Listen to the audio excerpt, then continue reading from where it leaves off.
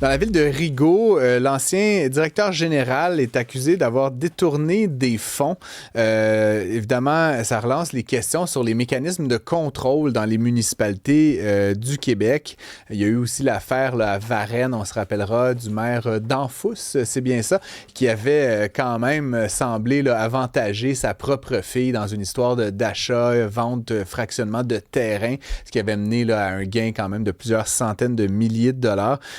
Certains se demandent si les plus petites villes, parce qu'évidemment on pense Montréal, Québec, qui ont leur propre bureau de vérification, mais les plus petites villes comme Rigaud, comme Varennes, est-ce qu'elles ont suffisamment de dispositifs à leur portée? Est-ce qu'il y a suffisamment de contrôle pour protéger les citoyens et leurs taxes municipales contre ces abus de pouvoir? J'en parle avec Maître Pierre Paquin, qui est un avocat. Bonjour, Maître Paquin, merci d'être avec nous à l'émission.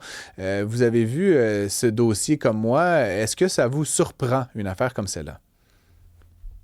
Ça me surprend pas, puis je pense que vous avez mis le doigt sur le bobo immédiatement quand vous avez parlé de petites municipalités. C'est une problématique qu'on a au Québec, que le Parti québécois avait tenté de régler en partie en 2002, quand ils ont lancé les grandes fusions. Donc, on a eu des fusions Montréal, les grandes villes, mais ils auraient dû poursuivre et ça s'est jamais poursuivi.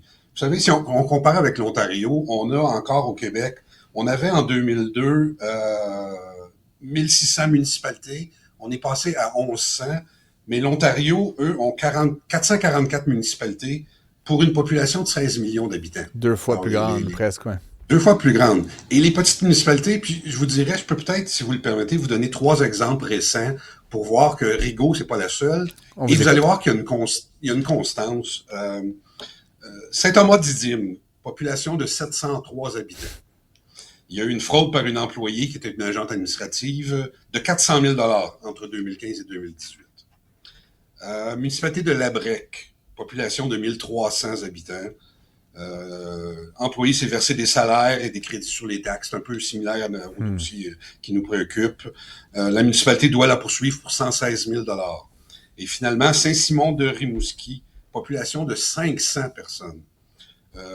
Ex-directeur général qui fraude pour 300 000 La municipalité dit qu'avec les frais d'avocat, les frais comptables, c'est 500 000 un demi-million que ça coûte. Ça veut dire 1 000 par citoyen.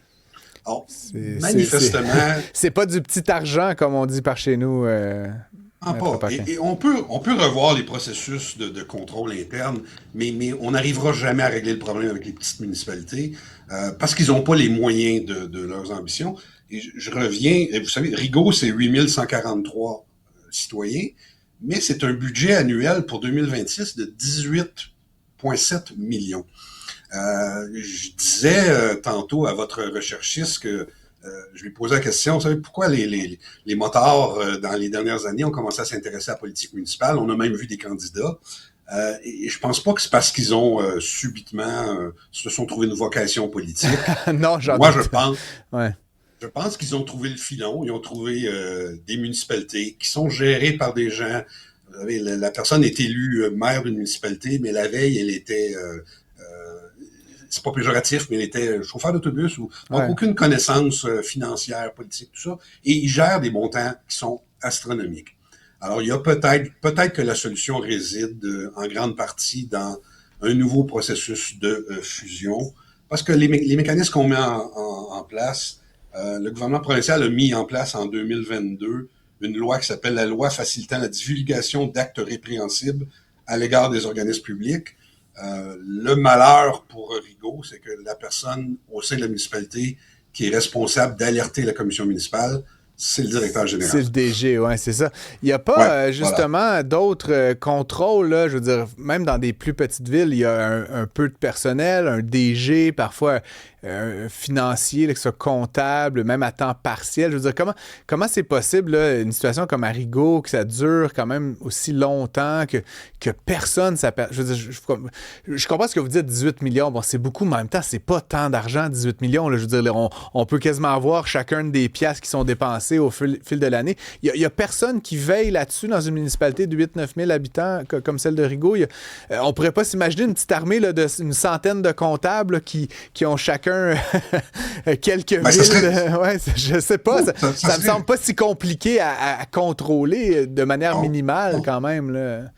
Non, alors vous avez effectivement, ou bien on fusionne les villes, puis là, ben, on se retrouve avec des structures plus imposantes et où on aurait probablement un vérificateur général dans chaque municipalité, ou on crée parce que les municipalités le font aussi, ils créent des ententes, des régies intermunicipales, on le voit au niveau de la police, au niveau de...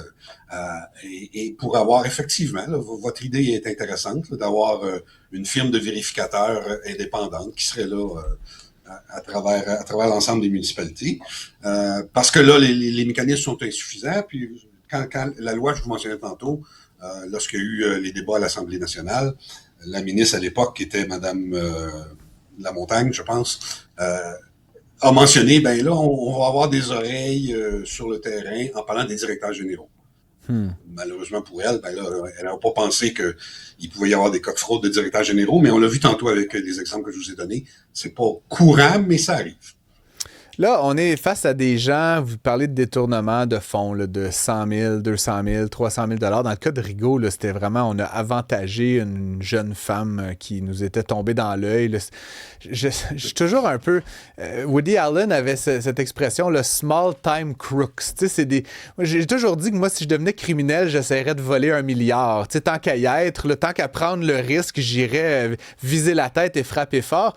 Là, ces gens-là qui volent, mettons, 100 000 $, là, ils s'exposent, j'imagine, à des sentences assez rigoureuses. Là. Je veux dire, qu'est-ce qui...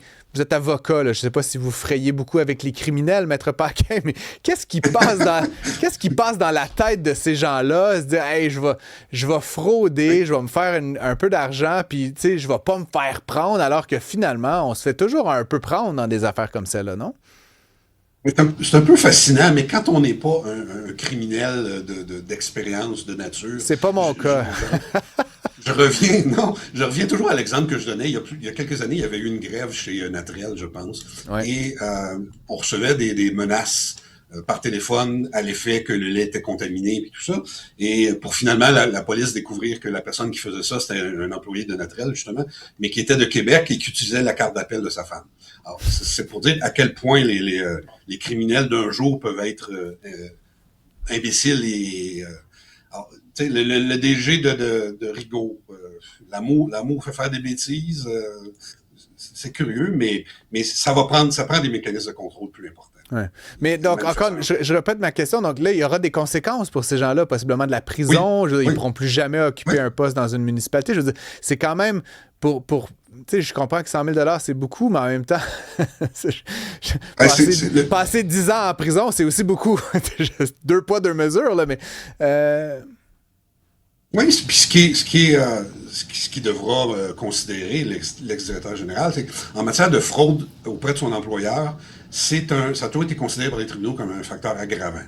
Parce que tu vas à l'encontre de la confiance qu'on t'a donnée et tout ça. Et généralement, dans ces causes-là, les tribunaux, sauf exception, sont très réticents à une peine qui soit autre chose que de l'emprisonnement. Donc, évidemment, s'il n'y a pas de casier judiciaire, on ne parlera pas de 20 ans de prison, mais on peut parler d'un 2 ans d'emprisonnement avec tout ce que ça entraîne, effectivement. Là, la vie est gâchée après ça. Ça paraît mal dans un CV, effectivement.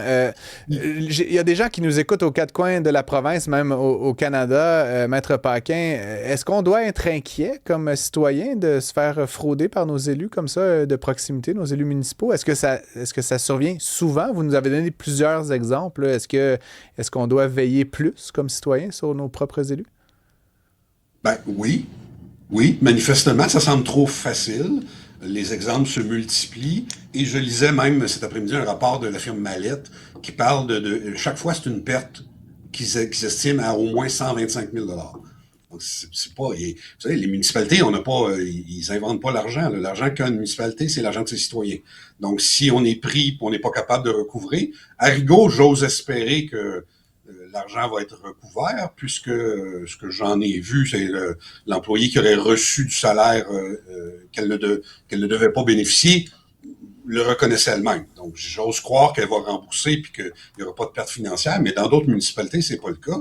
Puis les citoyens, à une municipalité, il n'y a qu'une façon d'aller chercher de l'argent neuf, c'est d'augmenter la taxe pour les citoyens. C'est quand même Alors, triste. c'est tous les résidents qui vont perdre. Un 8-7 Cube Radio, on a Yves qui mentionne qu'il n'est pas d'accord avec vous, M. Paquin, pour fusionner toutes les petites municipalités. Il mentionne qu'à Montréal, toutes les villes défusionnées fonctionnent beaucoup mieux que la grande ville de Montréal, par exemple. Il mentionne que les citoyens de Montréal paient des prix exorbitants en taxes municipales comparativement à des petites villes défusionnées et qui sont beaucoup mieux gérées avec de meilleurs services. Vous lui répondrez quoi? Ouais, il est pas le seul. C'est toujours un débat. Ça l'a été en 2002 avec le Parti québécois. Ça l'est encore aujourd'hui. Vous savez, il y a beaucoup, puis certains, ils n'aiment pas l'expression, là, mais qui vont vous dire, c'est l'esprit de clocher est encore très, très fort chez les Québécois. Alors, c'est très difficile de faire accepter à des citoyens qui vont perdre leur identité en perdant, puis en fusionnant avec les municipalités voisines. Alors oui, il y a toujours eu, puis il y aura toujours des gens qui sont contre, puis qui ont des arguments. Je dis pas que monsieur a tort, mais c'est des arguments. Merci beaucoup à vous, Maître Paquin. Puis bon, j'avais un peu peur qu'on dévie sur cet autre sujet qu'ont été les fusions et les défusions municipales. Ce sera pour une autre fois. Il y a beaucoup d'autres choses à dire sur cet autre enjeu.